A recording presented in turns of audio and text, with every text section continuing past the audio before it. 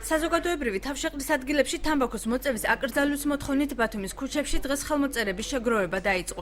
ათობით სამოქალაქო კლუბის წევრი ახალგაზრდა საზოგადოებაში სპეციალურ ფლაიერებსაც არიგებს, რომლითაც მწველებსა თუ არამწველებს თამბაქოს მავნე ზემოქმედებას აცნობს და სტატისტიკური ინფორმაციას აწვდის იმის შესახებ, როგორია საქართველოში თამბაქოს მოხმარებით გამოწვეული დაავადებებისა თუ სიკვდილიანობის მაჩვენებელი. აქციას ორგანიზაცია Welfare Foundation და თამბაქოს კონტროლის ალიანსი ერთობლივი პროექტის სამოქალაქო საზოგადოების პარტნიორობა თამბაქოსაგან თავისუფალი გარემოსათვის ფარგლებში უწევენ. როგორც აქციის ორგანიზატორები აცხადებენ, დღეს მოქმედი კანონით სიგარეტის მოწევა მხოლოდ სამედიცინო და საგანმანათლებლო დაწესებულებებში, ასევე ბენზინგასამართ სადგურებში იკრძალება. კაფე-ბარებსა და რესტორნებში კი შეზღუდვა ნაწილობრივია და ერთ შენობაში მოსაწევი ზონების გამოყოფა არაეფექტურია.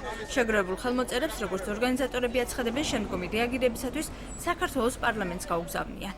ქალაქში საკმაოდ დაჭრილებულია ბილბორდები და სხვადასხვა მომგებიანი გათამაშებები და პრომოუშენები, თქვა თამბაქოს მოხმარების, თან საკურორტო პერიოდია და საკმაოდ არაკანონიერ გზებს მიმართავს ინდუსტრია, რომ მოახდინოს მისი ბრენდების პოპულარიზაცია. ეს არის უკანონო ქმედება, რომელიც დასჯადია, თუმცა სამწუხაროდ ჩვენი სახელმწიფო ორგანოები ჯერ არავინ არ დაუშია და ჩვენი მოთხოვნაა მოვახდინოთ მოსახლეობის მობილიზაცია და სრულად აუკრძალოთ როგორც საზოგადოებრივ თავშეყრის ადგილებში, მათ შორის რესტორნებში და ბარებში თამბაქოს მოხმარება, ასევე რეკლამა, პოპულარიზაცია და სპონსორობა. მე აქ იმიტომ ვარ, რომ საზოგადოებას დავანახო თუ როგორ არ შეიძლება მოწევა და რა სავალალო შედეგები შეგვიძლია მივიღოთ ამის შედეგად. ჩემს ირგვლივ ძალიან ბევრი ახალგაზრდა, რომელიც თამბაქოს იყენებს, თუ გინდ ჩემ ხელები, თუ გინდ ჩემზე წლოვანებით დიდი და პატარებით ზოგიერთი. ამიტომ რა არის შენი თავარი გზავნილი?